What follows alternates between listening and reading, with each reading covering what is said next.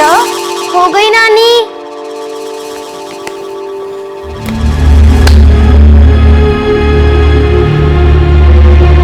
अरे परी, तुम्हारी पसंद के पराठे बनाए हैं, पूरा फिनिश कर देना। नानी, पापा कहाँ है? चलो चलो चलो, स्कूल के लिए देर हो रही है। हाँ, तुम्हारे नानू तुम्हारा इंतजार कर रहे हैं। चलो बेटा।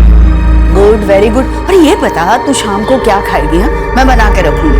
बोल, क्या खाना है? नानू, मेरे पापा कहाँ है और मम्मी को क्या हुआ था? आप दोनों कुछ बताते क्यों नहीं है? बेटा, कितने बार तो तुझे बता चुका हूँ, तेरी माँ बहुत बीमार रहती थी। जब तू 1 साल की थी ना, तो हम सबको छोड़ करके भगवान के पास चली गई। और पापा? तेरी माँ की मौत के बाद तेरे पापा बहुत परेशान रहने लग गए थे, और एक दिन वो भी अचानक कहीं चले गए, फिर कभी वापस नहीं आए। और ये आ गया परी का स्कूल। अब नानू को मिट्टी कौन देगा? परी। बाय नानू। बाय बेटा। अच्छा नानू, आपको पता है मैं आपसे और नानी से इतना सारा प्यार करती हूँ, और आपसे थोड़ा ज्यादा। लेकिन नानू, मुझे पता है आप मुझे सच नहीं बता रहे हैं ना? कोई बात नहीं, बाय बाय।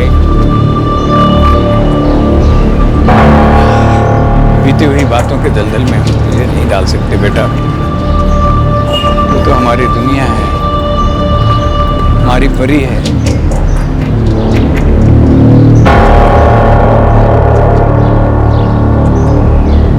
8 साल की परी अपने पापा से मिलना चाहती थी। वो जानती थी कि उसकी माँ की मौत हो चुकी है और उसके पापा कहीं चले गए हैं। वो ये भी जानती थी कि कहीं ना कहीं उसके नाना नानी उससे कुछ छिपा रहे हैं, लेकिन वो फिर भी हमेशा उनसे अपने पापा के बारे में पूछती रहती थी, ये सोचकर कि शायद किसी दिन उसे सही जवाब मिल जाएगा और वो अपने पापा से मिल पाएगी। और इसके लिए उसे ज्यादा इंतजार नहीं करना पड़ा।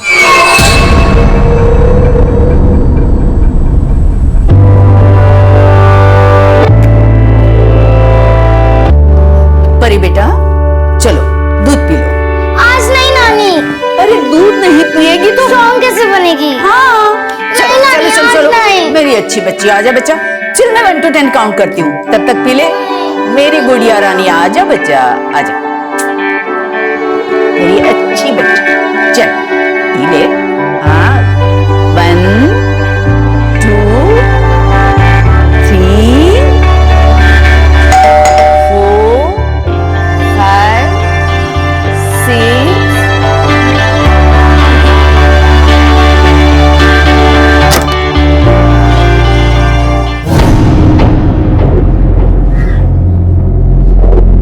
जितेन, तुम यहाँ क्यों आए हो? जी वो, मैं यहाँ अपनी बेटी परी से मिलना है। 9 मेरी बेटी परी का है।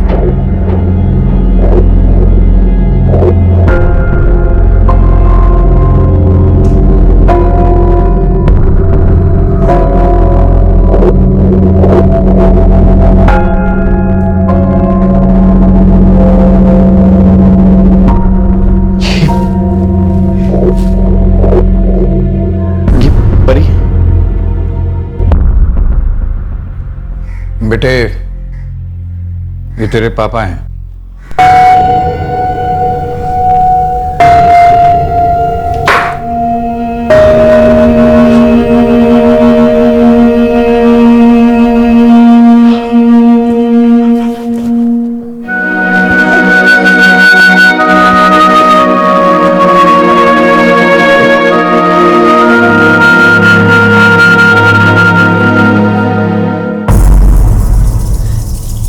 ये यहाँ क्यों आया है? गायत्री, मेरी भी समझ में कुछ नहीं आ रहा। आखिर ये चाहता क्या है? इसमें है तुम्हारी गुड़िया और उसका गुड्डा। और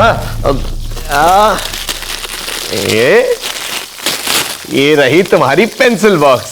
कैसी लगी? पापा, मुझे ये सब नहीं चाहिए, मुझे बस आप चाहिए।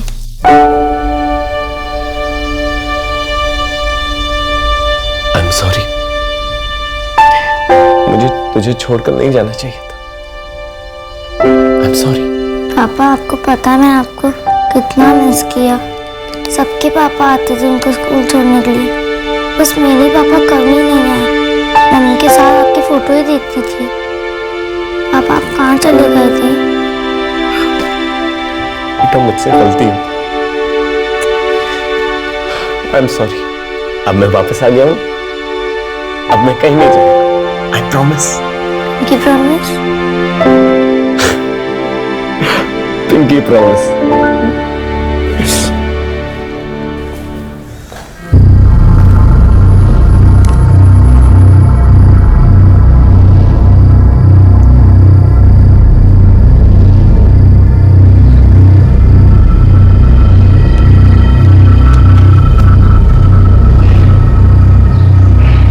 मेरा ही दिल जानता है मैं अपनी बेटी के बगैर इतने साल कैसे रहा। मैं उसे यहाँ से ले जाने नहीं आया हूँ, आप फिक्र मत कीजिए। लेकिन कम से कम कभी कभार मैं उससे मिलने तो आ सकता हूँ। मुझे नहीं लगता इस बात से आप लोगों को कोई प्रॉब्लम होगी। प्रॉब्लम तो जितनी देनी थी तुम पहले ही दे चुके हो, लेकिन हम नहीं चाहते कि हमारी परी को हमारी वजह से आइंदा कोई प्रॉब्लम।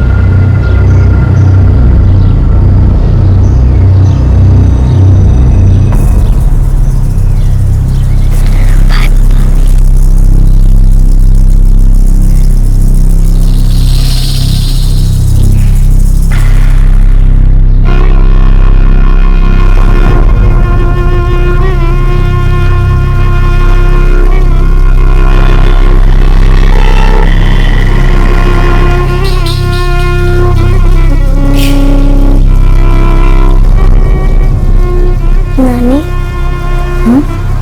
नहीं चाहते मैं पापा के साथ जाऊं? नहीं बेटा, ऐसी कोई बात नहीं। चल अब सो जा, वरना सुबह स्कूल के लिए देर हो जाएगी ना। सो जा बेटा।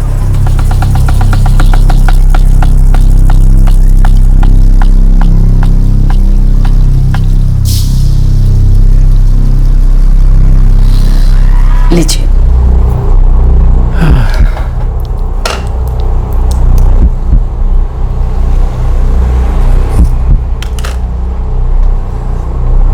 मुझे बहुत डर लग रहा है। ये चाहता क्या है? पता नहीं इतने सालों बाद अब वो हमसे क्या चाहता है।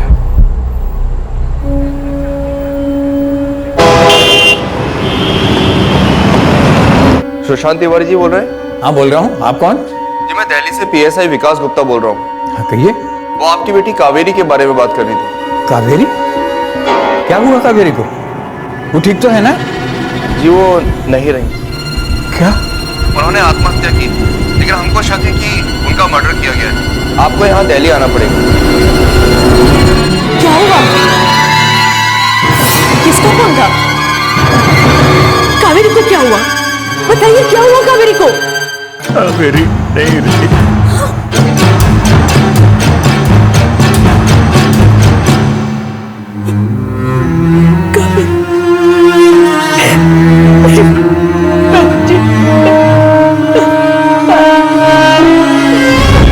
अगर वो परी को ले जाने आया है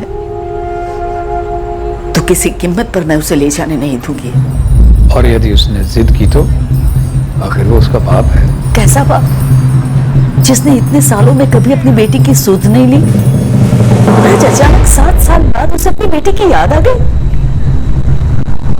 हम परी को सब सच बता देंगे कि उसके बाप ने उसकी माँ के साथ क्या किया था। पागल हो गई हो ना, बुरा असर पड़ेगा उस बच्ची पर। परी भी बहुत छोटी है।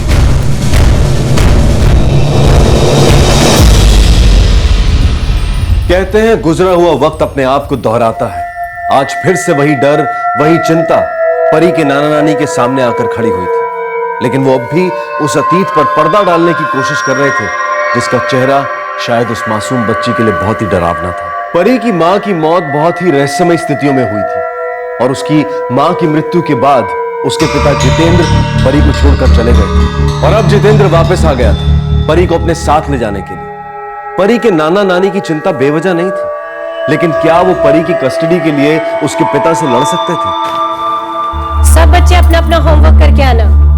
और हाँ, फादर्स डे पे सब बच्चों को अपने अपने पापा के साथ क्लासरूम में 2 घंटे बिताने हैं, ठीक है? और सब अपने अपने पापा से कहना कि कोई बहाना ना करे।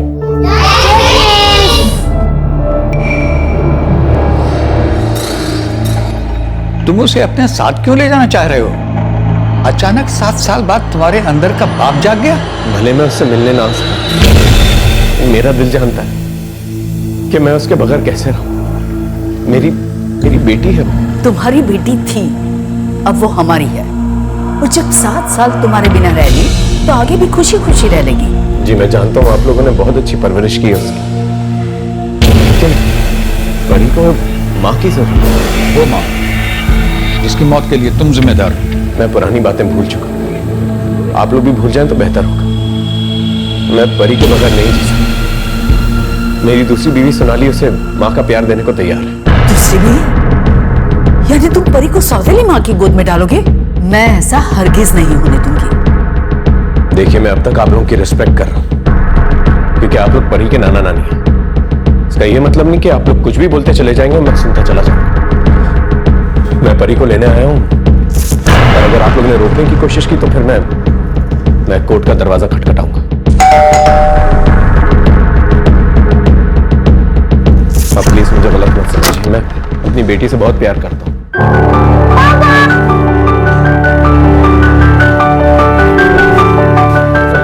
पापा, आपको पता है कल मेरे स्कूल में फादर्स डे सेलिब्रेशन है, आप आएंगे ना? मैं जरूर आऊंगा। थैंक यू पापा। Love you too. अच्छा क्या पहन के जाओगी? अच्छा तुम्हारी फेवरेट आइसक्रीम कौन सी है? सुशांत जी, कैसे करेंगे आप ये सब? 3 साल तक केस लड़े आपके दामाद के खिलाफ, सारी जमा पूंजी लगा दी। आप कोर्ट में तो ये साबित नहीं कर सके ना कि आपके दामाद ने दहेज के लिए आपकी बेटी की जान ली। कोर्ट ने तो यही कहा कि वो सुसाइड का केस था। तो समझ में नहीं आ रहा। कोर्ट केस में उस समय सारे पैसे मैंने लगा दिए, जबकि मेरे ऊपर परी की भी जिम्मेदारी थी। अब ना तो हमारे पास पैसे बचे हैं और ना हिम्मत। फिर ये आप कोर्ट केस कैसे लड़ेंगे? आखिर वो परी का बाप है। कोर्ट आपके जज्बात नहीं, आपकी उम्र देखेगी। कस्टडी तो वो उसके बाप को ही देगी। आखिर परी को भी तो अपने पिता की जरूरत है।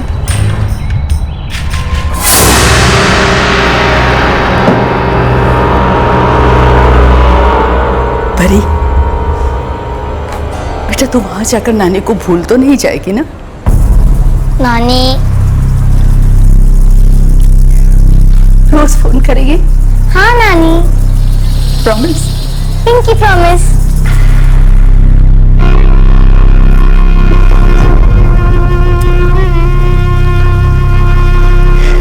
बेटा, तुमने अपनी फेवरेट डॉल डाल दी?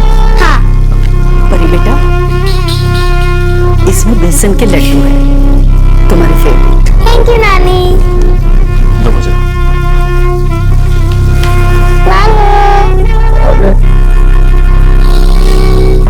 अपने नानू को छोड़ के जा रही है बेटा? नानू, मैं आपको डेली कॉल करूंगी, है ना पापा? हाँ बेटा, ठंडा पानी मत पीना, तू बहुत जल्दी बीमार पड़ जाती है। फोन जरूर करना। हाँ नानी। चले?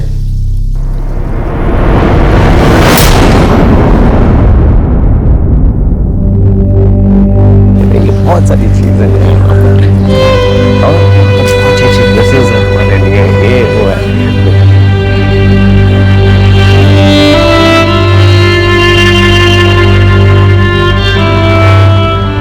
परी अपने पिता के साथ जा चुकी थी, अपने नाना नानी को रोज फोन पर बात करने का वादा करके। गायत्री और सुशांत ये समझ नहीं पा रहे थे कि जितेंद्र अचानक परी को अपने साथ क्यों ले गया। वो ये तो जानते थे कि परी को अचानक इस तरह ले जाना जितेंद्र का परी के लिए प्यार तो नहीं था। अगर ये एक बाप का अपनी बेटी के लिए प्यार नहीं था तो और क्या था?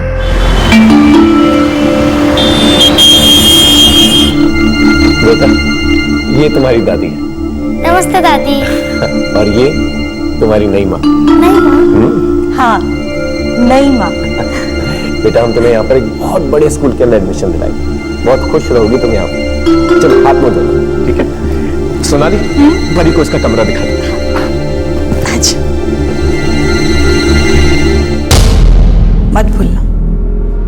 मत भूलना कि इसकी माँ की वजह से तुम्हें 6 महीने जेल में सड़ना पड़ा।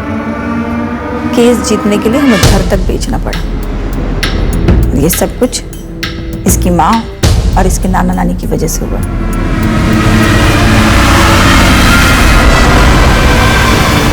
नहीं भूलूंगा।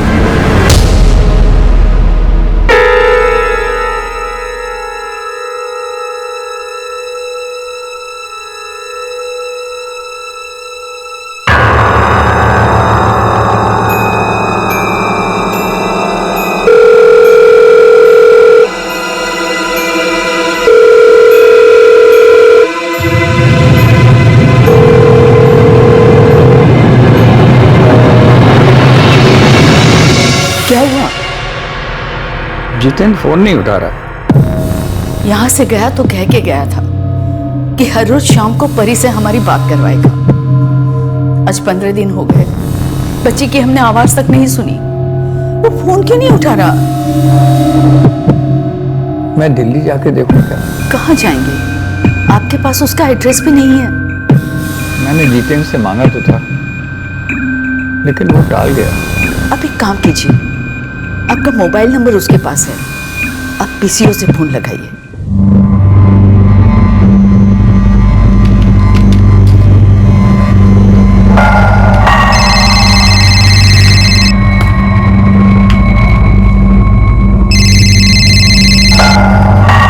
क्या बचपना है? आप लोगों को क्या लगता है आप लोग लैंडलाइन से फोन करेंगे मुझे पता नहीं चलेगा? हमने कितनी बार फोन किया, तुम फोन क्यों नहीं उठाते हो? क्योंकि मैं सारा दिन बैठकर अखबार नहीं पढ़ता रहता, बहुत काम है मेरे पास। मुझे भी तुम्हें डिस्टर्ब करने का कोई शौक नहीं है। तुमने हमसे वादा किया था कि परी से रोजाना बात कराओगे, लेकिन 2 हफ्ते से ज्यादा हो गया, एक बार भी तुमने बात नहीं कराई। कैसी है वो? देखिए आपको चिंता करने की जरूरत नहीं है, वो अपने बाप के साथ है। मुझे परी से बात करनी है, उससे मिलना है मुझे। मैंने आपसे कहा ना, मुझे जैसे फुर्सत मिलेगी मैं मिलवाने ले आऊंगा। तुम्हारा एड्रेस क्या है? मैं ग्रेटर कैलाश पार्ट 2 में रहता हूँ, और मैंने आपसे कहा ना चिंता करने की जरूरत नहीं है, मैं उसे मिलवाने ले आऊंगा जैसे फुर्सत मिलेगी। तुम अपना पूरा हेलो?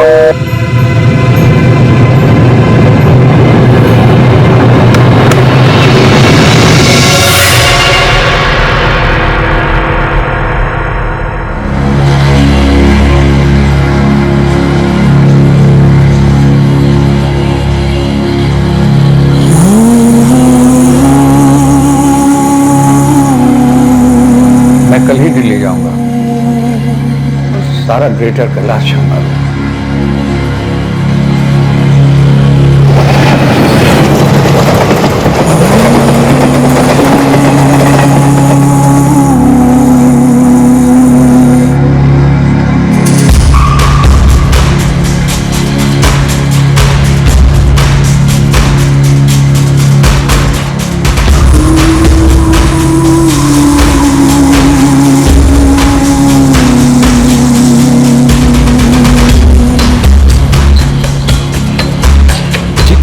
नाम है उसका, छोटी सी फैक्ट्री है उसकी, और उसकी माँ का नाम है लक्ष्मी।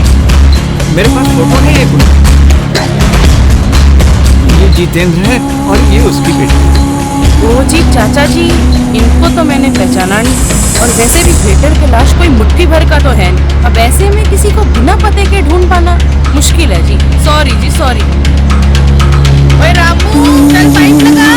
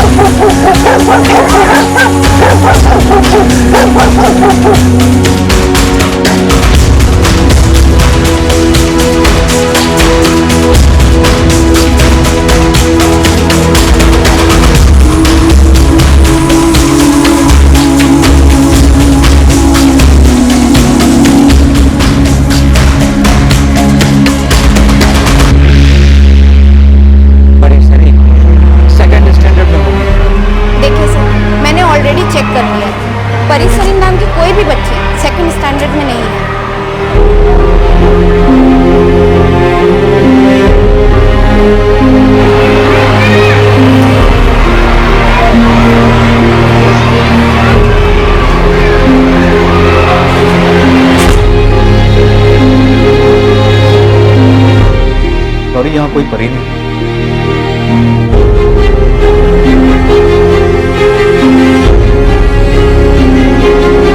पेरेंट्स कार्ड है आपके पास? जी नहीं। I am very sorry sir, हम किसी बाहर वाले के सामने अपने स्टूडेंट्स की डिटेल नहीं डिस्क्लोज करते।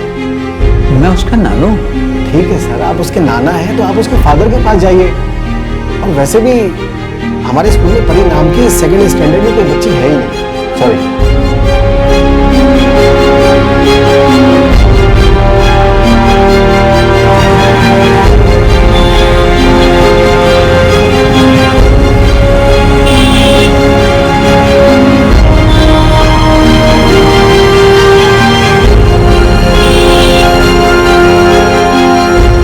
मैंने ग्रेटर कैलाश पार्ट 2 का चप्पा चप्पा छान मारा, आसपास के स्कूलों में भी पता किया, लेकिन कहीं कुछ पता नहीं चला।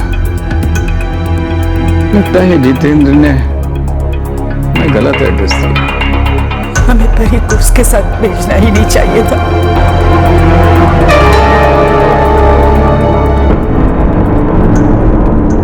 अरे तो ये सब तू बर्दाश्त क्यों कर रही है? छोड़ दे उसे, तलाक दे दे।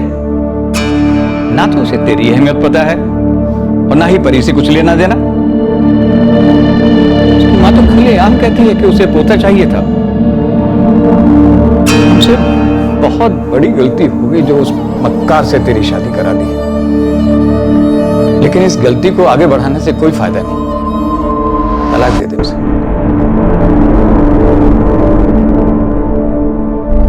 हमसे बहुत बड़ी गलती हो गई थी जो उस वक्त हमने कावेरी को जाने दिया। हमें उसकी बात नहीं माननी चाहिए थी, उसे रोक लेना चाहिए था। और सब कुछ जानते हुए भी हमने उस नन्ही सी जान को उसके साथ जाने दिया।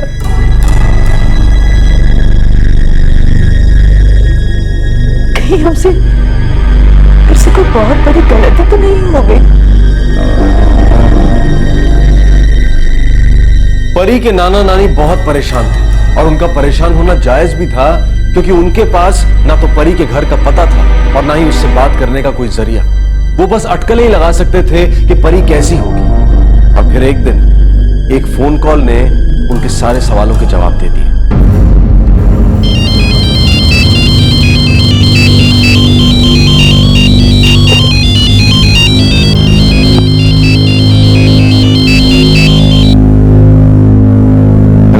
सुशांत तिवारी जी? जी बोल रहा हूं। आप कौन? जी मैं दिल्ली आरकेपुरम एरिया से पीआई रामकुमार चोपड़ा बोल रहा हूँ। सुशांत तिवारी बोल रहे हैं? जी मैं दिल्ली से पीएसआई विकास गुप्ता बोल रहा हूँ। वो आपकी बेटी कावेरी के बारे में बात कर रहे हैं। उन्होंने आत्महत्या की।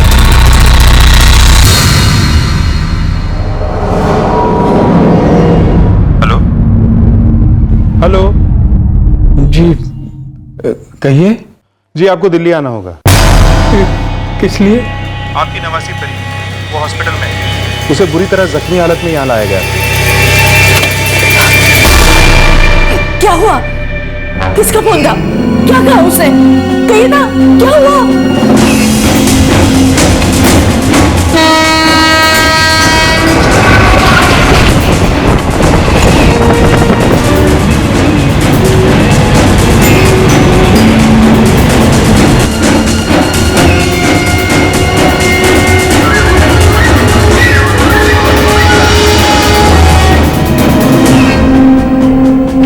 नमस्कार, मैं सुशांत तिवारी, परी का नाना।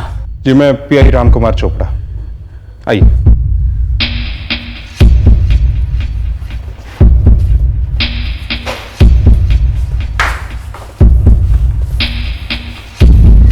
आइए। हाँ, ये आप हमें यहाँ क्यों ले आए हैं? मुर्दाघर में? आपने तो कहा था कि परी को चोट लगी है। आई एम रियली सॉरी, लेकिन इतनी बुरी खबर मैं आप लोगों को फोन पर नहीं देना चाहता।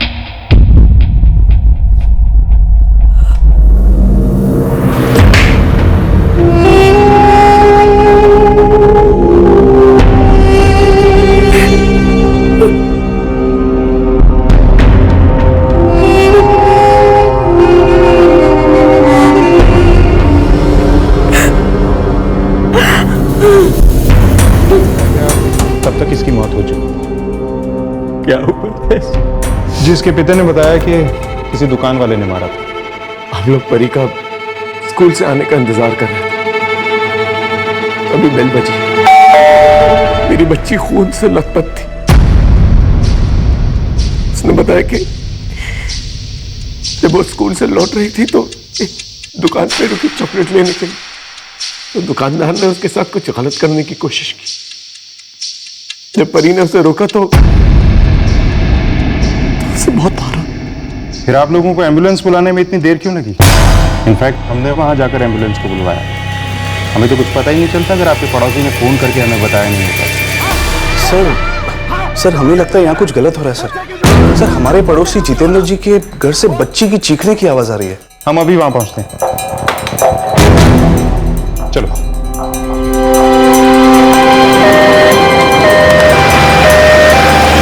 हम आरकेपुरम उसके घर पहुंचे। परी बेहोश थी।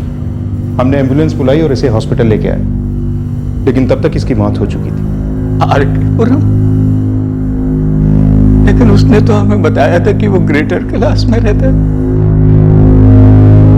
3 दिन तक ग्रेटर कैलाश की खाक जानता रहा, परी को ढूंढता रहा।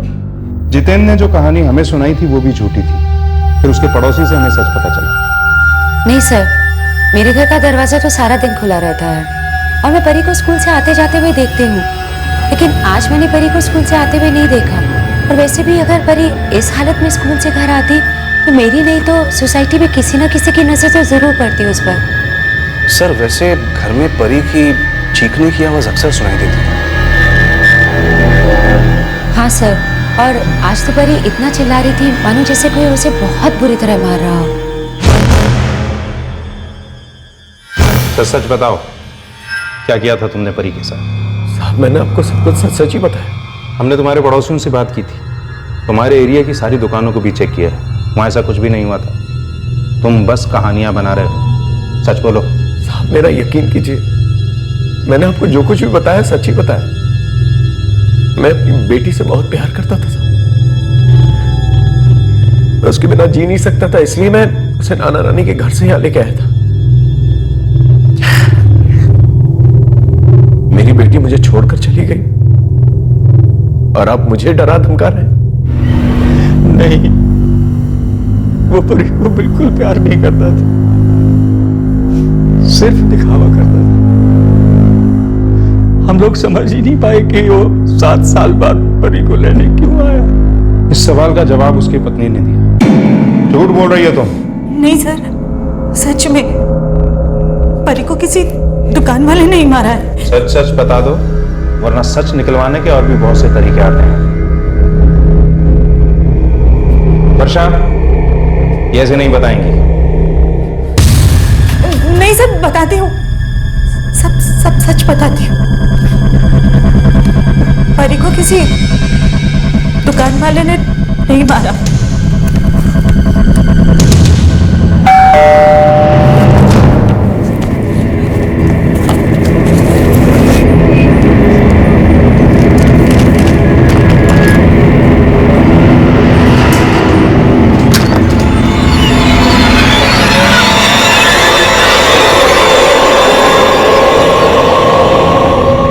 परी तुमने अब तक यूनिफॉर्म क्यों नहीं बदला? वो पापा मैं स्कूल से आके अपना होमवर्क कर रही थी ना, इसीलिए। झूठ बोल रही है, कॉमिक पढ़ रही थी। डोरबेल बजते ही किताब हाथ में लेकर बैठ गई।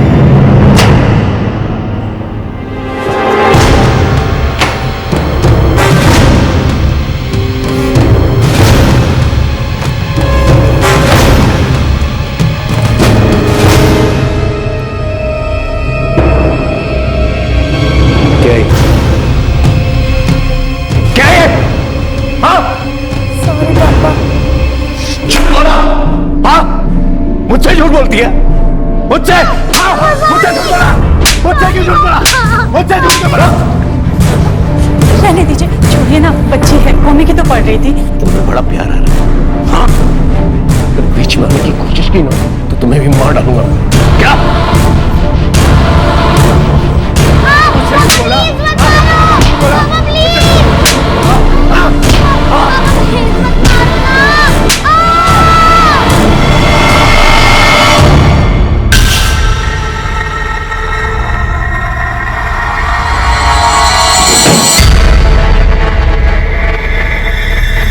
तुम्हारे सामने तुम्हारे पति ने एक मासूम बच्ची को मार डाला और तुमने उसे रोका भी नहीं।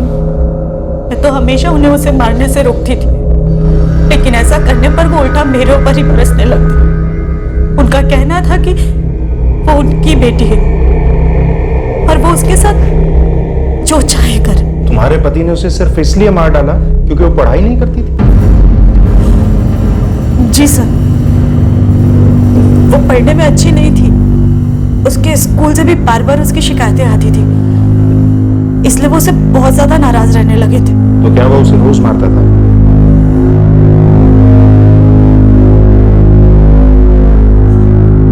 परी तो दूसरी क्लास में थी। कोई भी टीचर इतनी छोटी बच्ची की शिकायत कैसे कर सकता है? और परी पढ़ने में भी बहुत अच्छी थी। नहीं, वो झूठ बोल रहे हैं। पढ़ाई के मामले में परी की कोई शिकायत हो ही नहीं सकती।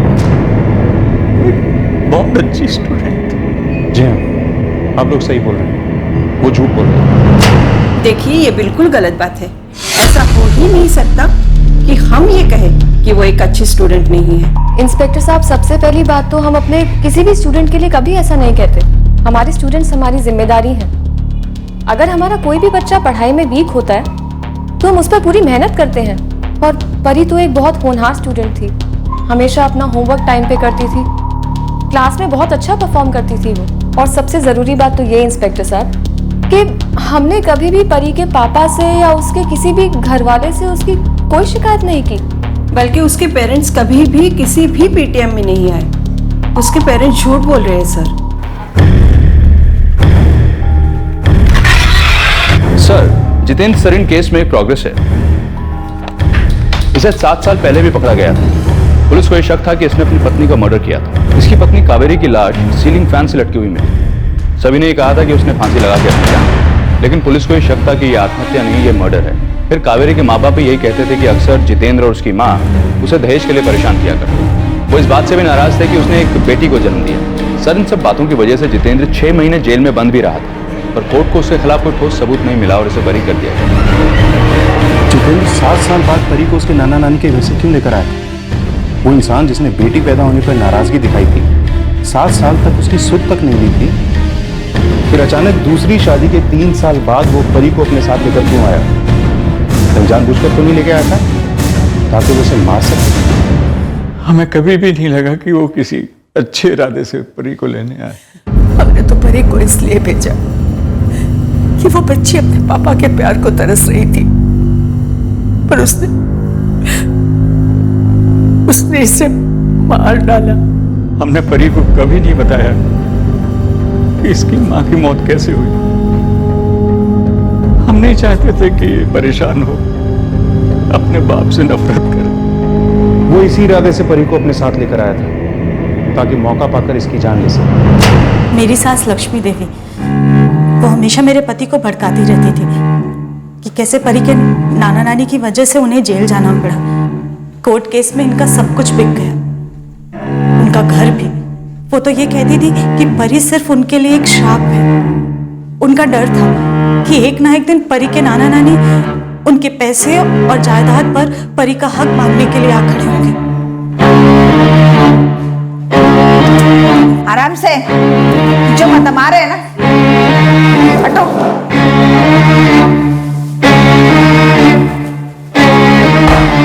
परी की मौत में तुम्हारा भी बहुत बड़ा हाथ था।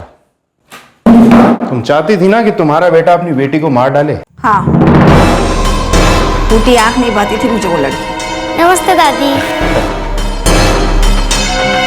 मैं नहीं चाहती थी कि आगे जिंदगी में कभी भी परी या उसके नाना नानी मेरे जितेंद्र की जायदाद की लालच में आके हमारे सीने पे आके खड़े हो जाए। वैसे भी उनकी केस की वजह से हमारे काफी पैसे बर्बाद हो चुके थे। हाँ, मारा है मैंने इसको। मारने के इरादे से ही मैं उसे नाना नानी के घर से यहाँ लेके आया।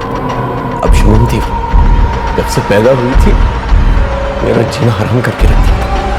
उसकी माँ मुझे एक बेटा तक नहीं दे सकती।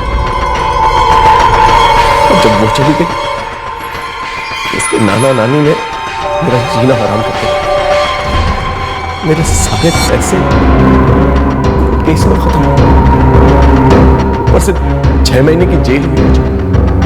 नफरत थी मुझे उन लोगों से, और सबसे ज्यादा नफरत थी मुझे परी से। उसने मार दिया मैंने उसे। पर 7 साल बाद क्यों?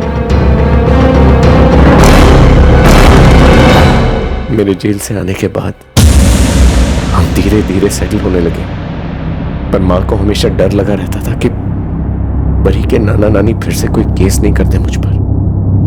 जैसे जैसे वो बड़ी होती जा रही थी वैसे वैसे हमारा डर बढ़ता जा रहा था। फिर एक दिन मां ने कहा, समझता क्यों नहीं है तू? परी अब 7 साल की हो गई है, उसके नाना नानी भी बूढ़े हो चुके हैं, पता नहीं कब मर जाए या फिर उनकी बुद्धि सटिया जाए। अब परी को हमारे गले बांधने के लिए कोई और केस ठोक दे। मैं तो कहती हूँ परी को यहाँ ले आओ, उसके बाद हम सोचते हैं कि क्या करना है। फिर मैं परी को यहाँ लेके आया। मुझे कोई लगाव नहीं था उससे। सॉरी पापा, मैं ऐसे कब तूने मुझसे झूठ बोला? हाँ, मुझसे झूठ बोला। आज मैं तेरी जान ले लूंगा। हाँ, मुझसे झूठ बोला। मुझसे क्यों झूठ बोला? मुझसे झूठ बोला।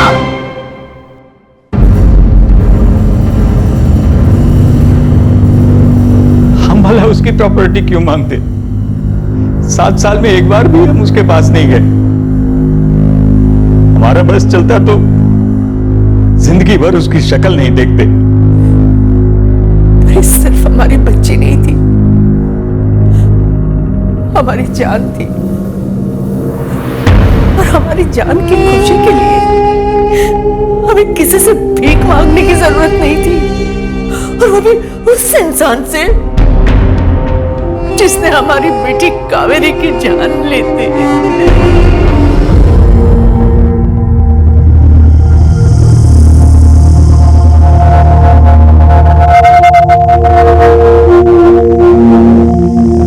हमसे गलती हुई,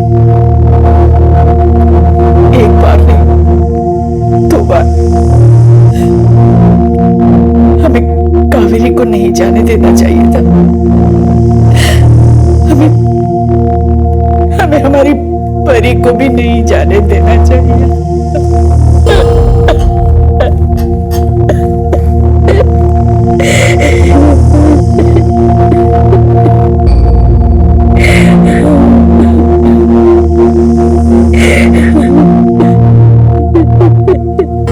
जितेंद्र और लक्ष्मी को आईपीसी की धारा 302 के तहत हत्या के लिए गिरफ्तार किया गया है। दोनों इस वक्त जुडिशियल कस्टडी में है।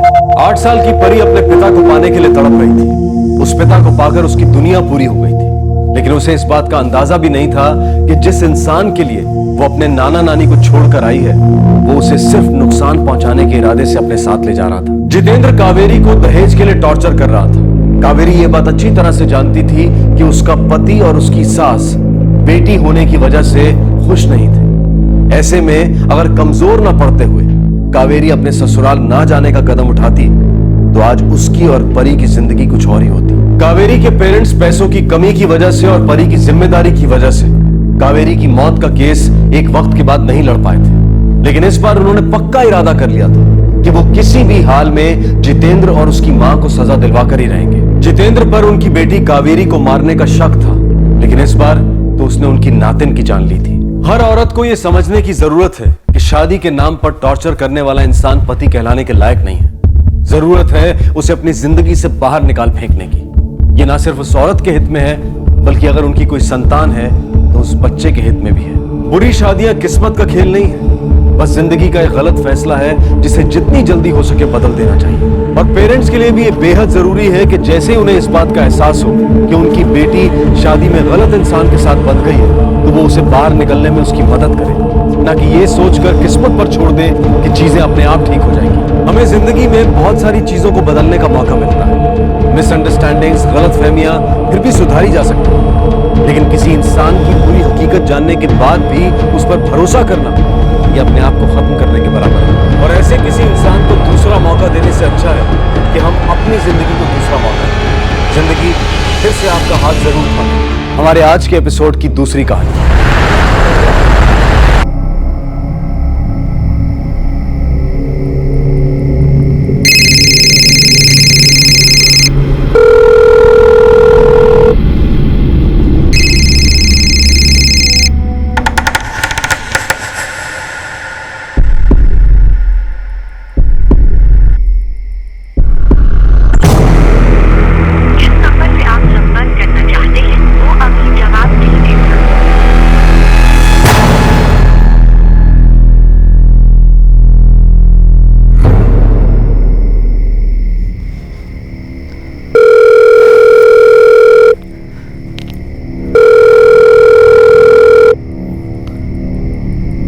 फोन क्यों नहीं उठा रही?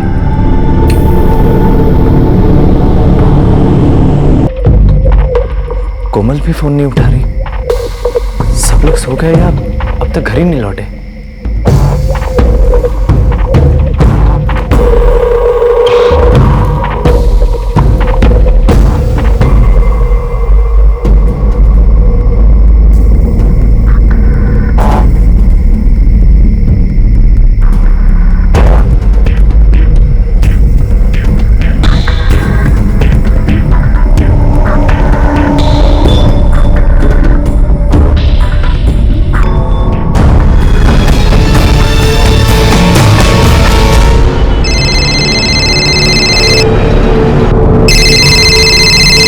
सोनाक्षी, तुम्हारा फोन बज रहा है।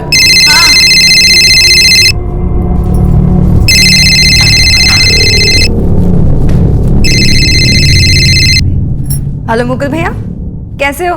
सोनाक्षी, मैं तो ठीक हूँ, लेकिन माँ और कोमल को क्या हुआ है? कल रात से दोनों को फोन कर रहा हूँ, कोई फोन ही नहीं उठा रहा। पर मेरी तो कल शाम को ही बात हुई है उनसे। अरे वो कोमल की शादी की तैयारियां चल रही है ना, खूब जोरों शोरों से शॉपिंग चल रही है, थक गए होंगे इसलिए नहीं उठाया होगा। पर मैं जा रही हूँ ना आज, मैं जाकर बात करवाती हूँ आपकी। ठीक है। अच्छा सुनो, लेकिन तुम याद से बात करवाना। पक्का बात करवाऊंगी। क्या कह रहा था साला?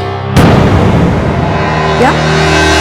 मेरा मतलब है, क्या कह रहे थे हमारे साले साहब? अरे वो भैया कल से फोन कर रहे हैं घर पे, किसी ने फोन नहीं उठाया, टेंशन में आ गई। साले की एक बात तो माननी पड़ेगी, प्यार बहुत करते तुम लोगों से। सही कहा आपने। और पता है भैया सिर्फ 1 साल बड़े हैं मुझसे, लेकिन पापा के गुजर जाने के बाद उन्होंने कोमल या मुझे कभी भी की कमी महसूस नहीं होने दी। सारी जिम्मेदारियां खुद ही संभाली।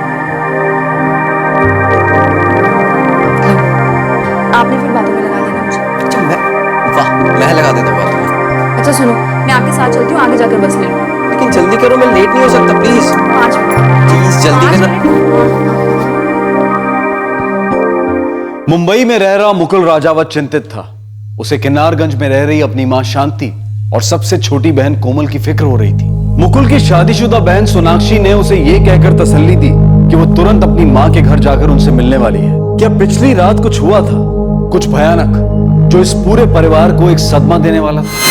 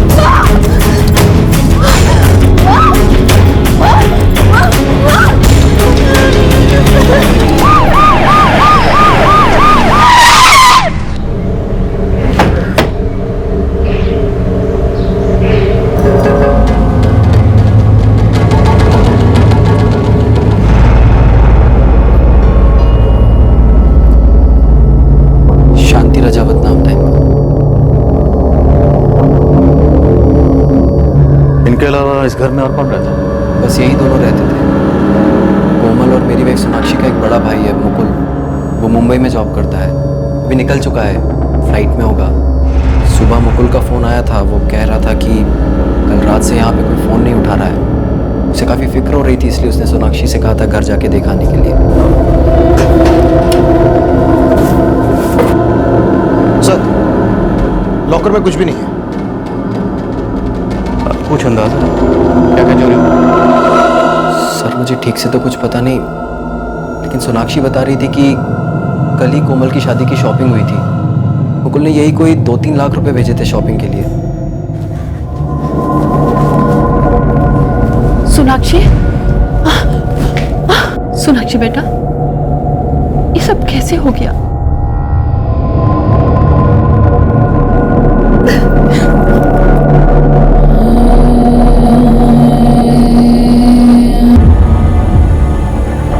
सर, दोनों बॉडीज पर गहरे घाव के निशान हैं। चाकू या किसी धारदार हथियार से वार किया गया।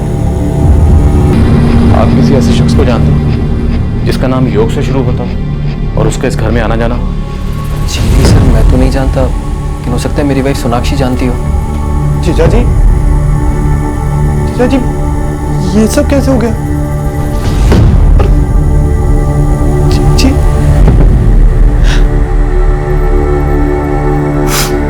दीवार पर खून से लिखा गया था योग। ऐसा लग रहा था कि मरने से पहले कोमल कातिल का नाम लिखने की कोशिश कर रही थी। पुलिस घर के सभी सदस्यों से पूछताछ कर रही थी, लेकिन जिस सदस्य ने यह भयानक मंजर सबसे पहले देखा था वो अभी तक उसी सदमे में था। सोनाक्षी, मैं समझ सकता हूँ इस वक्त आप पर क्या गुजर रही है, लेकिन असली कातिल तक पहुंचने के लिए हमारे लिए जानना जरूरी है कि यह सब क्यों हुआ। क्या आप लोगों का किसी से कोई झगड़ा था, कोई दुश्मनी? क्या लगता है आपको कौन हो सकता है जिसने आपकी माँ और बहन का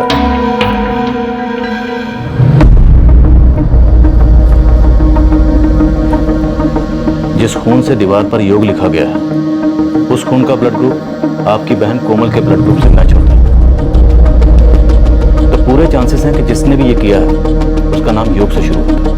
क्या आप किसी ऐसे शख्स को जानती हैं जिसका नाम योग से शुरू होता है, जो आपके घर में आता जाता? कोई रिश्तेदार? कोमल, कोमल कहाँ है?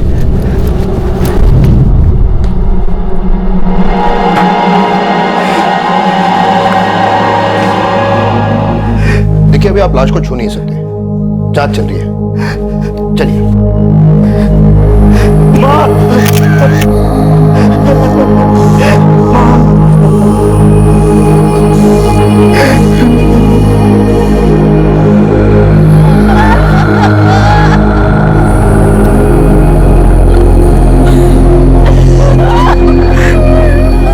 कल रात से ही घबराहट हो रही थी मुझे। ऐसा पहले कभी नहीं हुआ कि माँ ने मेरा फोन नहीं उठाया हो। रोज बात होती थी मेरी माँ से। कैसे हुआ ये सब सर?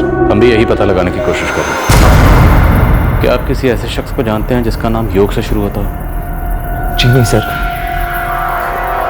योग?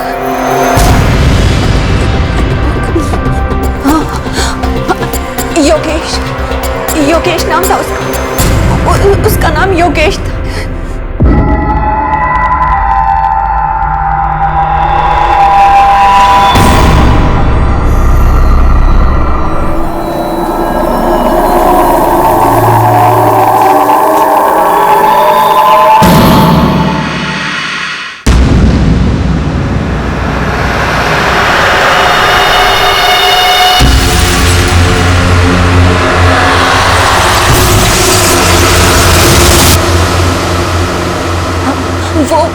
वो योगेश हो सकता है। योगेश। हमें तुमसे कोई काम नहीं करवाना, अभी के अभी जाओ यहाँ से। हुआ क्या है? ऐसा क्या कर दिया मैंने? पूछते हुए शर्म नहीं आती? एक तो मेरी बेटी को घूर घूर के देखते हो और ऊपर से पूछते हो किया क्या? ये आप कुछ भी बोले जा रही हैं। मैंने ऐसा कुछ भी नहीं किया, मैं अपना काम कर रहा था। कोई गलतफहमी हुई है आपको? माँ ये झूठ बोल रहा है, रोज मुझे घूर घूर कर देखता रहा। जब मैं बाथरूम में ना रही थी तो मुझे ऐसा लगा ये देख रहा था। आपको लगा आपने मेरे ऊपर इल्जाम लगा दिया? कोई गलतफहमी हुई है? आप देखो, हमें तुमसे कोई काम नहीं करवाना। बिना कोई तमाशा किए हुए जाओ यहाँ से, वरना पुलिस बुलाऊंगी। योगेश इलेक्ट्रिशियन का काम करता है। हाँ योगेश सर, मैं ही तो लाया था उसे यहाँ पर। तुम लाए थे उसे? जी सर, वो 6 महीने पुरानी बात है, इसलिए ध्यान से निकल गई। तब यहाँ रेनोवेशन का काम चल रहा था। मुकुल भी चाहते थे कि कोमल की शादी से पहले घर एकदम नया जैसा हो जाए, तो शांति चाची ने मुझे कहा था इलेक्ट्रिशियन को लाने को। तुम कब से जानते थे उसे? जानता नहीं था, वो नाके पर जो दिहाड़ी कारीगर खड़े रहते वहीं से लाया।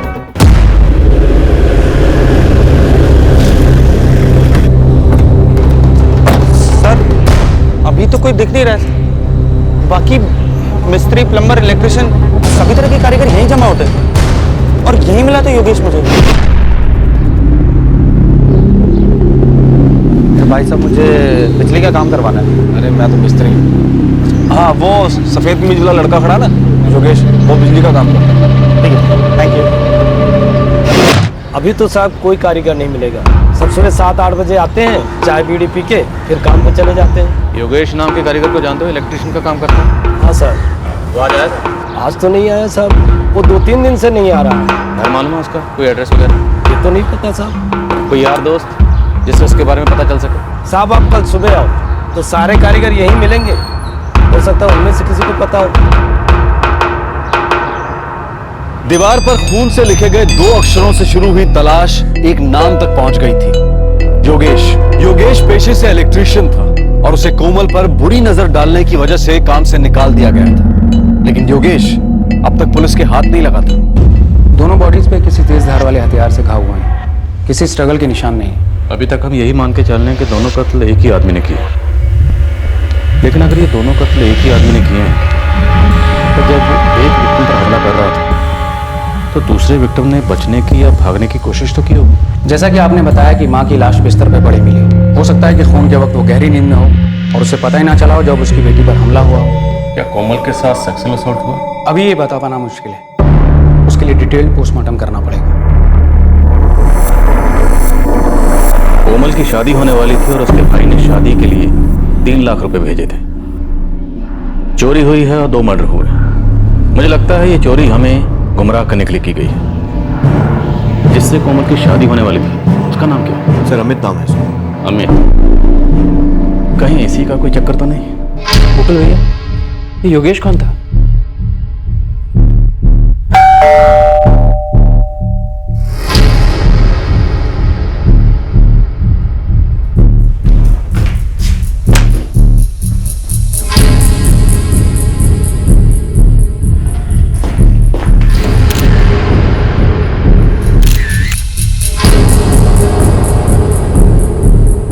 मेरी तो कुछ समझ में नहीं आता। आप कह रहे हैं आपने कल रात घर पे कई बार फोन किया लेकिन किसी ने फोन नहीं उठाया, जबकि कल रात ही मेरी कोमल से बात हुई थी। हाँ मैडम जी, कल कहाँ चलना है? कहाँ चलना है मतलब? कल मैं शॉपिंग के लिए जा रही हूँ। अरे चलो ना, क्यों इतना भाव खाती हो? अगर माँ को पता चल गया ना तो दोनों को डांट पड़ेगी, तुम्हें भी और मुझे भी। मैं तो परमिशन ले लेंगे। कोई चोरी थोड़ी ना कर रहा हूँ, अपनी मंगेतर के साथ जा रहा हूँ। अच्छा ठीक है, लेकिन कल नहीं परसों मिलते हैं, ठीक है? क्योंकि कल दीदी आ रही है। ठीक है मैडम जी, परसों ही चलते हैं। अच्छा कोमल, एक जरूरी बात करनी थी तुमसे। क्या? बात ये है, आई लव यू कोमल। पता है, अब सो जाओ, ठीक है? Good night. अरे मेरी भी बात हुई थी माँ से, कह रही थी कि मुकुल ने सारी जिम्मेदारियां तो संभाल ली, अब बस अपना घर भी बसा।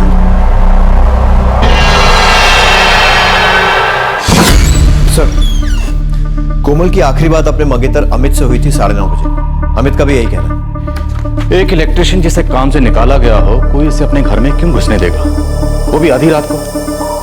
और अगर योगेश जबरदस्ती घुसा होगा तो उसकी जबरदस्ती के निशान होने चाहिए एंट्रेंस पर। चोरी हुई है तो मर्डर हुए हैं बेरहमी के साथ, कोई निशान नहीं, कोई शोर शराबा नहीं। ऐसी क्या कारीगरी की होगी इस कारीगर ने? साहब 2 दिन से ताला लगा हुआ है, वैसे भी रात को वो देर से आता है, सुबह जल्दी चला जाता है, ज्यादा बात भी नहीं करता किसी से। नहीं साहब, बात भी नहीं आया, हो सकता है गाँव चला गया हो। चाचा एक चाय देना। हाँ, अरे भाई विक्रम, तुमने योगेश को देखा है क्या? तू कौन, जो बिजली का काम करता है? हाँ वही, देखा तुमने उसे? हाँ साहब, बस इतना पता है कि कुछ दिन पहले उसको कोई बड़ा काम मिल गया। उस दिन हमने उसको एक मोटरसाइकिल वाले से बात करते हुए देखा था। भाई इतने में एक नहीं मिलेगा, आप एक काम करो, 100 कम दो, वैसे ज़्यादा मैं नहीं दूंगा। लेकिन काम जल्दी हो जाना चाहिए। काम फटा हो जाएगा।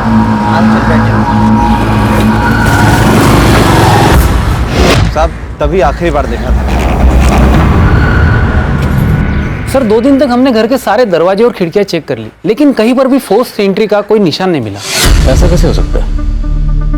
मुकुल का कहना है कि उसने अपनी बहन कोमल की शादी के लिए 3 लाख रुपए दिए थे और 3 लाख रुपए चोरी हो चुके हैं। इतनी बड़ी चोरी हुई है, 2 कत्ल हुए हैं, वो भी इतनी बेरहमी से, और कोई निशान नहीं। सर इतना मैं दावे के साथ कह सकता हूँ कि खूनी जबरदस्ती घर में नहीं घुसा।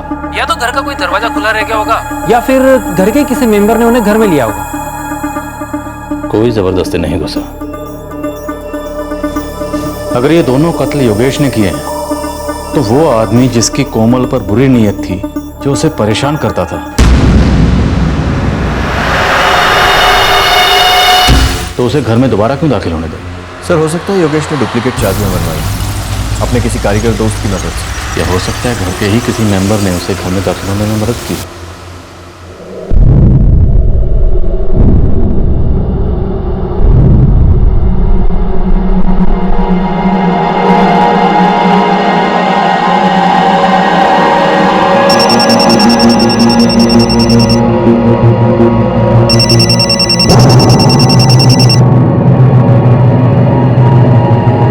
योगेश के हाथ लगने तक कोमल की फैमिली का बैकग्राउंड भी चेक करो। हो सकता है कि फैमिली मैटर ही इस कत्ल की वजह रही। Okay sir. सतह पर जो दिखाई दे रहा था, क्या वही सच था, या फिर कुछ और गहरी परतें खुलनी अभी बाकी थी? क्या घर के अंदर ही कोई मनमुटाव था, और अगर था तो ऐसा भी क्या मनमुटाव जिसकी वजह से 2 हत्याएं हो गई? सबसे बड़ा सवाल यह था कि दोनों में से एक भी विक्टिम ने अपने आप को बचाने या मदद मांगने की कोशिश क्यों नहीं की थी? साहब अमित के बारे में पता लगाया, सीधा लड़का है, कभी किसी लफड़े में नाम नहीं है उसका। और ये कोमल, इसका अमित से पहले किसी दूसरे लड़के के साथ कुछ रिश्ता या अफेयर वगैरह कुछ? नहीं साहब, उसको पहले कभी किसी दूसरे लड़के के साथ में नहीं देखा गया, और उसको घर पर भी उसके रिश्तेदारों के अलावा किसी और का ना जाना। योगेश का कुछ पता चला? नहीं साहब, लेकिन लड़कों को काम पे लगा दिया है। शहर के बाहर भी गया होगा ना, तो भी अपने लड़कों से ढूंढ निकालेंगे। तुम्हारा क्या रिश्ता है कोमल की फैमिली से? मैं उनका चचेरा भाई हूँ। उनका आपस में रिश्ता कैसा? सर शांति चाची और उनके तीनों बच्चे आपस में बहुत घुल मिल के रहते थे। अर्पित चाचा के गुजरने के बाद मुकुल ने बहुत अच्छे से घर की जिम्मेदारी को संभाला। सोनाक्षी दी की भी खूब धूमधाम से शादी की। सोनाक्षी, पवन या मुकुल, तुम्हें क्या लगता है इन तीनों में से ये कत्ल किसने किया होगा? नहीं सर, आप ऐसा सोच भी कैसे सकते हैं? सोचना पड़ता है सोनू, सोचना पड़ता है। कत्ल की सुबह मुकुल अपनी बहन सोनाक्षी को फोन करके कहता है कि माँ फोन नहीं उठा रही, उसे फिक्र हो रही है, जरा जाकर देखो। और माँ और बहन की मौत की खबर मिलते ही वो 3 घंटे के अंदर अंदर खुद भी यहाँ आ जाते हैं। टिकट मिलने में कोई परेशानी नहीं होती। तुम्हें नहीं लगता ये सब मुकुल ने? सर ये क्या कह रहे हैं आप? मुकुल भी ऐसा क्यों करेंगे? यही पता लगाना।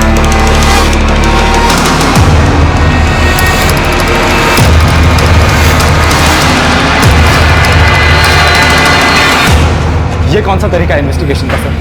मेरी माँ और बहन की जान गई है और आप मुझ पर ही शक कर रहे हैं? आपको यही जानना है ना कि मेरी फ्लाइट की टिकट पहले से क्यों बुक थी?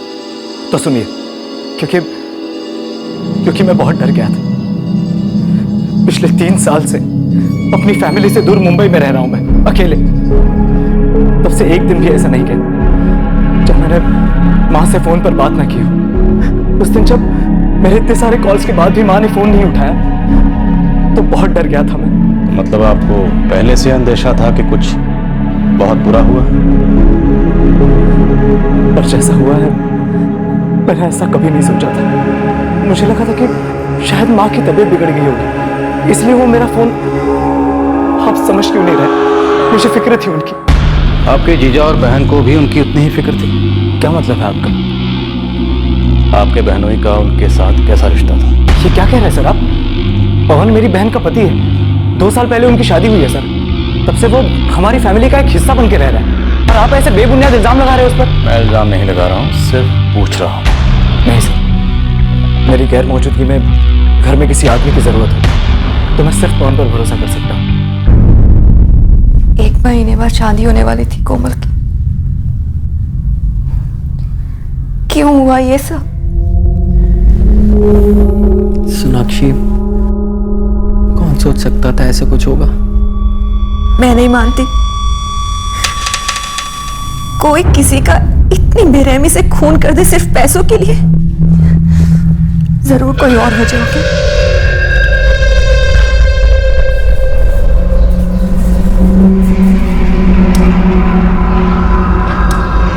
साहब नमस्ते। बोला था ना शहर के बाहर होगा तो भी ढूंढ निकालेंगे। आपका योगेश मिल गया साहब? हाँ, यही सांझी गांव के पास एक कोठी है, वहीं पे काम पे लगा।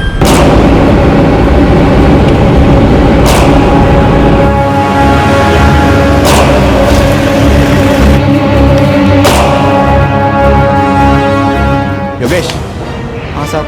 लेके आओ। साहब मुझे नहीं पकड़ रहे हो साहब। साहब साहब साहब मैंने कुछ नहीं किया साहब, मैं एक मामूली सा कारीगर हूँ साहब, मैंने कुछ नहीं किया।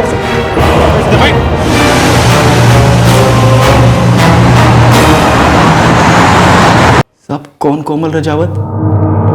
साहब मैं इस नाम की किसी लड़की को नहीं जानता साहब। ठीक है, मैं याद दिला देता हूं। 6 महीने पहले तो एक घर में इलेक्ट्रिशियन के काम के लिए गया था। तेरा ध्यान काम पर कम उस घर की लड़की पर ज्यादा था, इसलिए उस लड़की की मां ने तुझे धक्के देकर घर से निकाला था। किनारगंज, कोठी नंबर 5 साहब, 5 याद आ गया साहब। याद आया? अब बोल, माँ बेटी को क्यों मारा? साहब ये आप क्या कह रहे हैं साहब? साहब अब याद आया मैंने क्या कहा? घर से निकाले जाने के बाद भी तुमने उस लड़की का पीछा नहीं छोड़ा, तू उसे फोन करके परेशान करता रहता। अब याद आया? सब याद आ गया साहब। सब मैं एक दिहाड़ी मजदूर हूँ साहब, दिन भर रोजी रोटी के लिए घूमता फिरता रहता हूँ साहब। मैं किसी का खून कैसे करूँगा साहब? मैं मानता हूँ कि मेरा उन माँ बेटी से झगड़ा हुआ था साहब। उन्होंने मुझ पर इल्ज़ाम भी लगाया था कि मैं उनकी बेटी को छिप छिप के देखता हूँ, लेकिन साहब ये सच नहीं है। तब तो ये भी सच नहीं होगा कि तू उन्हें फ़ोन करके परेशान करता था? साहब मैंने फ़ोन करता था, लेकिन परेशान करने के लिए नहीं, अपने पैसे मांगने के लिए। नई कहानी सुना रहा है? साहब मैंने 3 दिन वहाँ पर काम किया था, 900 रुपये बनते थे। ये रकम मेरे लिए छोटी नहीं है, लेकिन साहब उन्होंने पैसे ही नहीं दी, उल्टा पुलिस में मेरी शिकायत कर दी। पुलिस वालों ने सर 2 दिन मुझे हवाला पे भी रखा था। साहब आप बताओ साहब, जब मैं अपने पैसे वसूल नहीं कर पाया तो साहब मैं कैसे किसी का खून करूँगा साहब?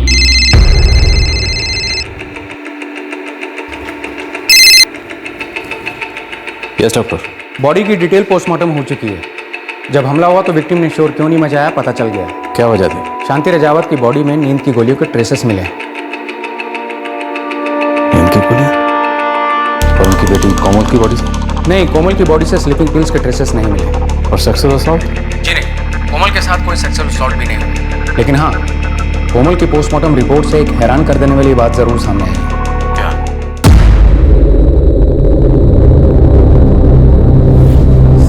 साहब मैं सच कह रहा हूँ साहब उस दिन के बाद मैंने उस घर की तरफ नजर तक नहीं घुमाई साहब। कुछ दिन यहाँ रहेगा ना, सब उगल देगा। नींद की गोलियां? जी नहीं सर, मेरी माँ तो डायबिटिक थी, उसी की दवाइयाँ लेती थी वो। उन्हें नींद की तो कोई प्रॉब्लम कभी थी ही नहीं। नींद की गोली? लेकिन भैया अगर ऐसी बात होती तो माँ मुझे जरूर बताती।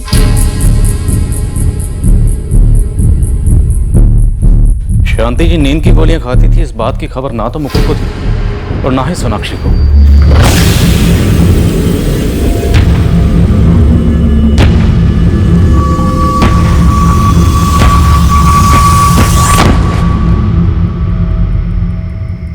सर, कोमल की बॉडी में नींद की गोलियां नहीं मिली। कहीं ऐसा तो नहीं कि अपनी माँ के सोने के बाद उसने ही किसी के लिए दरवाजा खोला? कहीं कोमल भी इस सब में शामिल तो नहीं थी और बाद में उसके साथ धोखा हुआ? वो अपनी माँ के साथ अकेली रहती थी, उसके लिए अपनी माँ को डायबिटीज की बजाय नींद की गोलियां खिलाना मुश्किल नहीं था।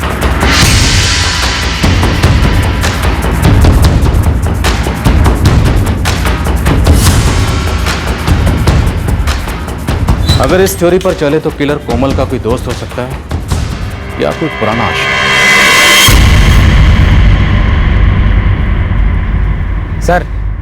सर कृपया हॉस्पिटल की रिकॉर्ड चेक कीजिए सर, बड़े काम की खबर मिलेगी।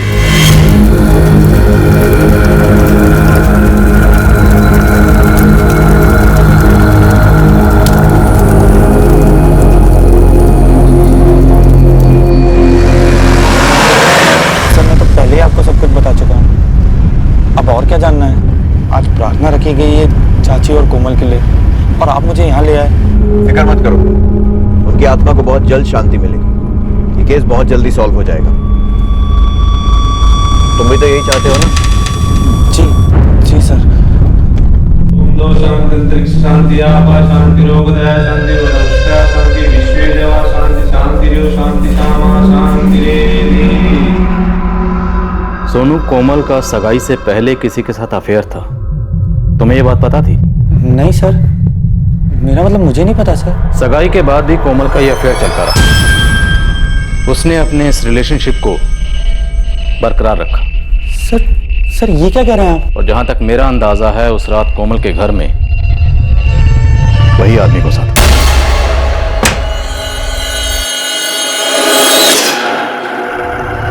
दोनों मिले और दोनों ने साथ मिलकर रात बिताई। कोमल की पोस्टमार्टम रिपोर्ट से एक हैरान कर देने वाली बात जरूर सामने आई है। क्या? उस रात कोमल किसी के साथ फिजिकली क्लोज जरूर हुई थी। सेक्सुअल एक्टिविटी के निशान है। जबरदस्ती के नहीं, अपनी मर्जी के। पूरे घर वालों को ये बात पता थी, लेकिन हमें किसी ने नहीं बताया। सर ऐसा नहीं हो सकता सर। तुम्हें भी तो पता था, तुमने भी हमें कहाँ बताया? मुझे नाटक मत करो। कोमल का जिस लड़के के साथ अफेयर था वो तुम हो। उसके जिसके साथ फिजिकल रिलेशन थे वो तुम हो। उस रात कोमल के घर में जो घुसा था वो तुम हो। कोमल और उसकी माँ का जिसने कत्ल किया है वो तुम हो। कातिल तुम। नहीं सर, मैंने कुछ सच नहीं। उसे तुम फंसाना चाहते थे, उसने तुम्हारी पोल खोल दी। योगेश ने। साहब मुझे बड़े साहब से कुछ बात करनी है। मैं उन्हें कुछ बताना चाहता हूँ। आ गई है तो चल, अब सीधा सीधा बोल दे कि तू घर में दाखिल कैसे हुआ। साहब ये सच है कि मैं उसे छुप छुप के देखता था। साहब वो मुझे पसंद आने लगी थी साहब। और वो तुझे पसंद नहीं करती। उसने तुझे जलील किया था। अपनी इसी बेइज्जती का बदला लेने के लिए ही तूने उसे मार डाला। नहीं साहब, मैं तो बेकार में फंस गया। मेरी मत मारी गई थी। मुझे लगा वो मेरे साथ आने को तैयार हो जाएगी। श्रीमान, आपके मन में ये उत्तम विचार क्यों आए? सब अपनी माँ के पीछे एक लड़के से रोज मिलती थी और उस लड़के का तो उस घर में रोज का आना जाना था। कौन था वो लड़का? साहब सोनू। अरे सोनू, कैसे हो? बस मजे में। चाची नहीं? नहीं, माँ तो बाजार गई है, आने में देर हो जाएगी। ठीक है, तो आए हो तो चाची से मिलके ही जाओ। आओ।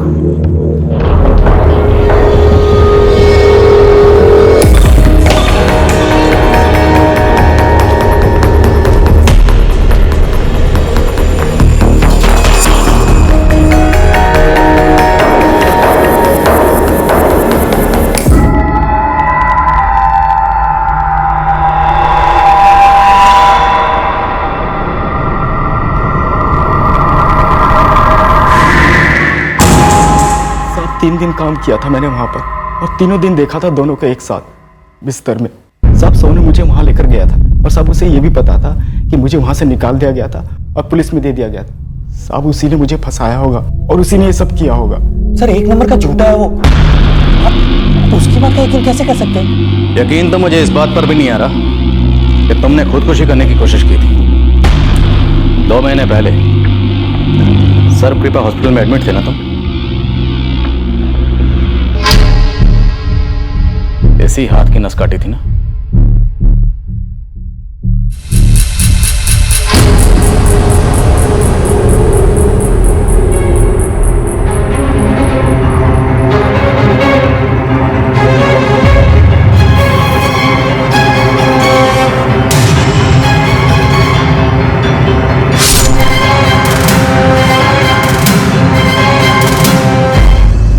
तुम कोमल से रिश्ता बनाए रखना चाहते थे, जबकि वो अमित से रिश्ता जोड़ना चाहती थी। यही बात खटक रही थी ना? मैं तो गया से छुप छुप के मिल गया। अब इससे पहले तेरे घर वाले तेरी शादी को अमित से करवा दें। तुम्हें बता देना चाहिए हमारे बारे में। कोई नहीं मानेगा। हम मानते हैं ना, तो फिर उनको भी मानना होगा।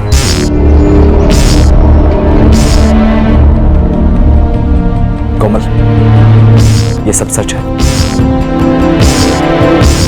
मुकुल भैया, हम दोनों एक दूसरे से प्यार करते हैं और शादी करना चाहते हैं। बोलना कोमल, डर मत, मैं हूं ना।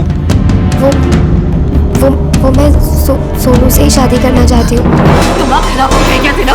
हाँ, दिमाग खराब हो गया तेरा? ना खून का रिश्ता है तुम लोगों का। इस रिश्ते को ना समाज कबूल करेगा, ना रिश्तेदार और ना हम। चाची चाची, हमें समाज की परवाह नहीं है, बस आप लोग हमें अपना लो। सोनू, शर्म आनी चाहिए तुझे ऐसा सोचते हुए भी। तू मुझे भाई बोलता है, सोनाक्षी को दीदी बोलता है। कोमल के साथ क्या रिश्ता है समझ नहीं आता तुझे? और कोमल तूने जरा भी नहीं सोचा ये सब करने से पहले?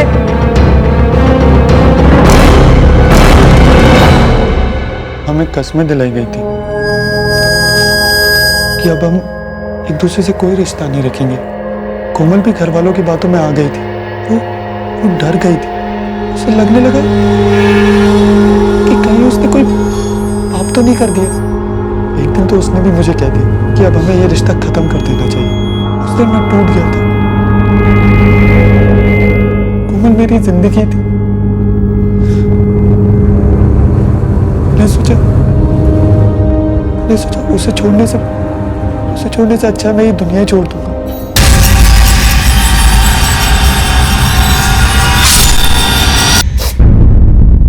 सोनू, ये सब क्या है? तुमने क्यों किया ऐसे? देर में ना जी के क्या करूंगा? हाँ, इस बार नाकाम हो, कोई बात नहीं। दोबारा हाथ गर्दन पे चाकू रखो। प्लीज ऐसी बातें मत करो, प्लीज। तो फिर चल जाओ मेरे पास। फिर कभी ऐसी बातें नहीं करूंगा।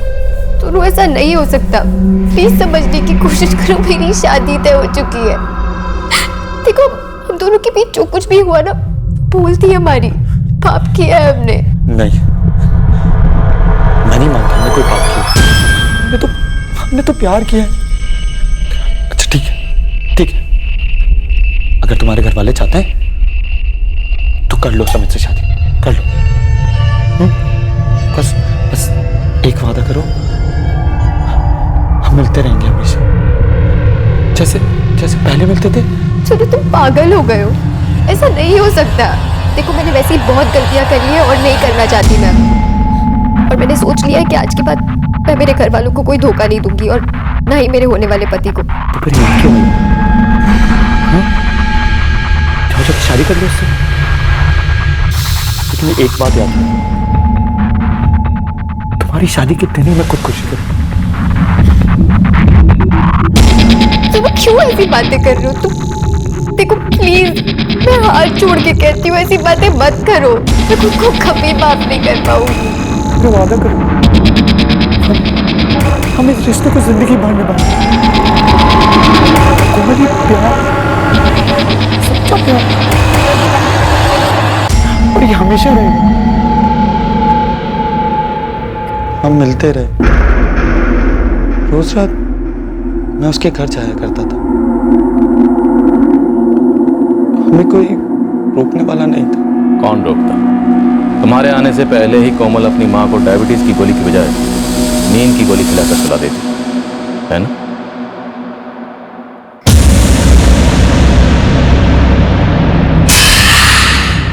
उस रात भी तुम रोज की तरह घर में दाखिल हुए।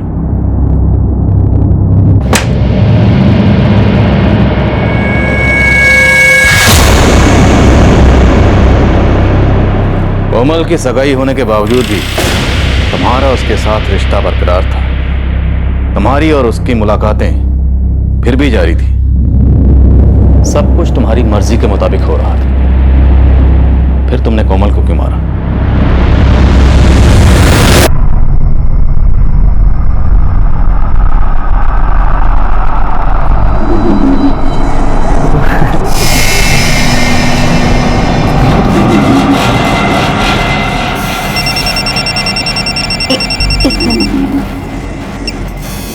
हेलो।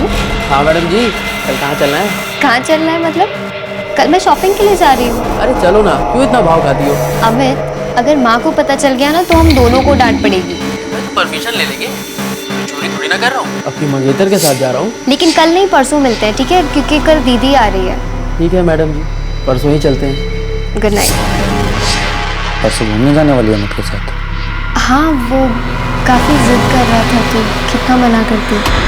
तुझे ये अमित अच्छा लगने लगा ना? अच्छा इंसान है तो अच्छा ही लगेगा ना। क्या करने लगी है ना? सच सच बोलना। कुछ भी एकदम बकवास बातें सोच रहे हो, ऐसा कुछ नहीं है, ठीक है? तुम 2 मिनट रुको, मैं आई।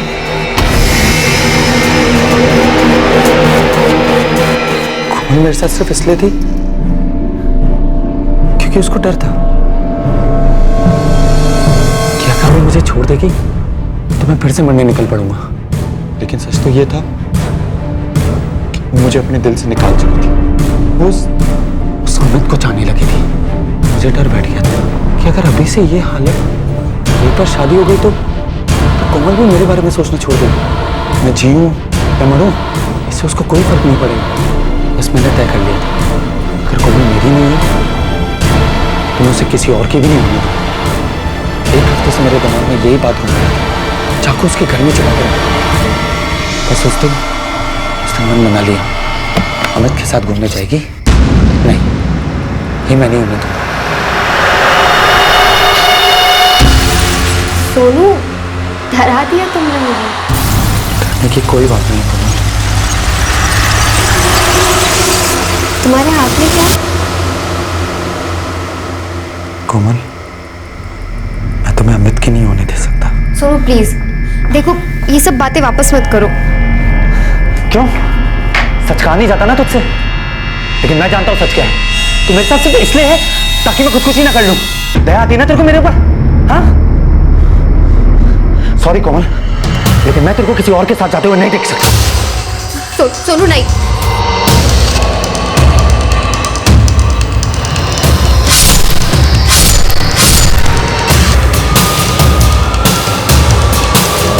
मैं उसे किसी और के साथ नहीं देख सकता।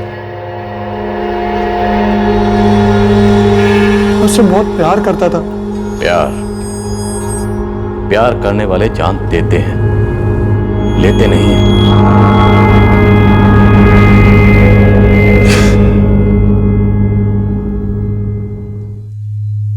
माँ को नींद की गोलियां खिलाती थी ताकि सोनू से मिल सके। कितना बड़ा धोखा दिया तूने कोमल। उसे कम से कम एक बार हमें बताना तो चाहिए था कि सोनू उसे सुसाइड की धमकी देके ब्लैकमेल करता है। शायद हम लोग कुछ कर पाते।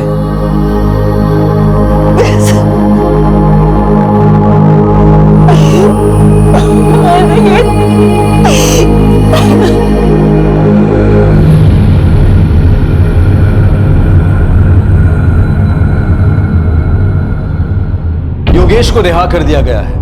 उसका इस डबल मर्डर में कोई इन्वॉल्वमेंट नहीं था। योगेश का कोमल को गलत नजर से देखना, कोमल का योगेश को जलील करना, उसके खिलाफ पुलिस कंप्लेंट लिखवाना, सोनू इस सब का फायदा उठाना चाहता था ताकि अपने किए अपराध को वो योगेश के सर पर मढ़ सके। सोनू पर आईपीसी की धारा 302 के तहत कोमल और उसकी मां की हत्या के लिए चार्जेस लगाए गए। वो फिलहाल पुलिस की हिरासत में है। सोनू और कोमल जानते थे कि उनका यह रिश्ता उनके परिवारों को मंजूर नहीं होगा, लेकिन फिर भी उन दोनों ने अपने आप को रोका नहीं। कोमल आखिरकार अपने परिवार के लिए इस रिश्ते को खत्म करने को तैयार हो गई थी, लेकिन तब तक सोनू के लिए यह प्यार उसका ऑब्सेशन बन चुका था। कोमल सोनू की जिद और जुनून के आगे अपने आप को लाचार महसूस करने लगी थी, लेकिन कोमल जिस 2 धारी तलवार पर चल रही थी उसका अंत सिर्फ तबाही हो सकता था, और वही हुआ। ना सिर्फ कोमल को बल्कि बेकसूर और अपनी बेटी की हरकतों से अनजान उसकी मां को भी अपनी जान गंवानी पड़ी। ऑब्सेशन और धोखे की तलवार पर टिके इस तरह के रिलेशंस इंसान को सिर्फ बर्बादी की ओर धकेलते हैं, और शायद ऐसे रिश्तों के भंवर में फंसे हुए लोग भी इस बात को अच्छी तरह से जानते हैं कि आज नहीं तो कल ये रिश्ता खत्म होने ही वाला है। ऐसे हालात में बेहतर यही है कि वक्त रहते इंसान सतर्क होकर अपने जज्बात को काबू में रखकर अपने कदम पीछे हटा ले और अपनी जिंदगी को एक नई दिशा की तरफ मोड़ने की कोशिश करें। आपसे फिर मुलाकात होगी क्राइम पेट्रोल सतर्क में एक और नए केस के साथ। तब तक अपना ख्याल रखें, सुरक्षित रहें और याद रखें, सही वक्त सही कदम, सतर्क रहें। जय हिंद। इस तरह के और भी एपिसोड देखने के लिए हमारे चैनल को सब्सक्राइब करें और बेल आइकन दबाना ना भूलें।